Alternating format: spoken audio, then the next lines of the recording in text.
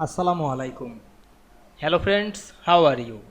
Welcome back to my another video. In this video, I am going to show you how to make a 3D bar graph in PowerPoint. Let's get started. At first, go to the home menu, select the new slide drop down menu and choose the blank slide. Then go to the insert menu and select the chart option. Now we can see here many chart or graph. Now I am select the bar and choose the 3D bar graph and click OK. Then wait some moment to inserting the bar graph. Then select the graph and go to the chart design menu. Select the drop down menu and choose the 3D. Then select the change color option and change the color. Now we can see we make a 3D bar graph very easily. I hope you enjoyed the video.